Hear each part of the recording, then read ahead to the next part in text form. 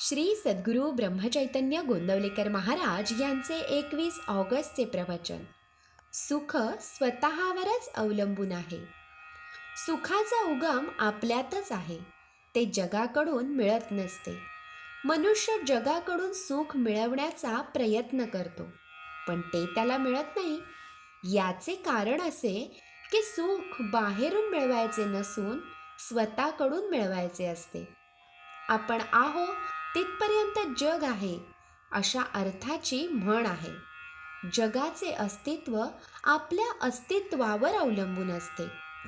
समजा आपल्या घरात विजेचे दिवे आहेत. ते बटण दाबल्याबरोबर लागतात. पण जर का त्या विजेच्या उगमाच्या ठिकाणी बिघाड झाला तर घरातले बटण दाबून दिवे लागणार नाही. फार काय, पण घरातील दिव्याची दुरुस्ती करण्याचा प्रयत्न केला तरी मूळ ठिकाणाच्या बिघाडाची दुरुस्ती होईपर्यंत काही उपयोग होत नाही. त्याप्रमाणे आपल्या स्वतःमध्येच सुधारणा झाल्याशिवाय बाहेरून सुख मिळणार नाही. समुद्र सर्व पृथ्वीच्या पाठीवर दूरवर पसरलेला आहे.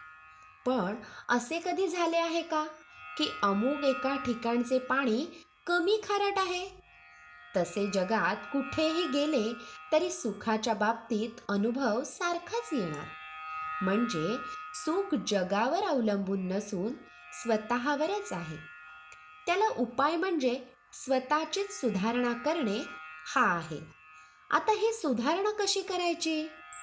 ईश्वराने मनुष्याला बरे वाईट जाणण्याची बुद्धी दिलेली आहे.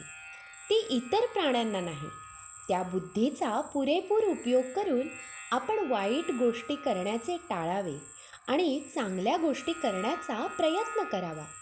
वाईट गोष्ट टाळणे प्रत्येकाला शक्य आहे, कारण त्यात कृती न करणे एवढेच काम असते आणि ते कृती करण्यापेक्षा केव्हाही सोपेच. चांगल्या गोष्टी सर्वांनाच करता येतील असे नाही. सारांश: सुखी होण्याचा मार्ग म्हणजे वाईट गोष्टी करण्याचे विचाराने टाळावे आणि चांगल्या गोष्टी शक्यनुसार करीत राहाव्या. आणि हे सर्व करताना सर्व काळ भगवंताचे चिंतन करावे. असे केल्यानेच सुख मिळेल. जगाकडून सुख मिळेल ही कल्पनाच चुकीची आहे. तुझे आहे तुझ पाशी, परी तू जागा चुकलासी. आपण स्वतः जगासारखे वागत नाही किंवा भगवंतासारखेही वागत नाही. मग जगाने आपल्यासारखे वागावे असे आपण का म्हणावे? गीतेमध्ये भगवान सांगतात की मन हे मीच आहे. भगवंता वाचून मनाची तयारी होणार नाही.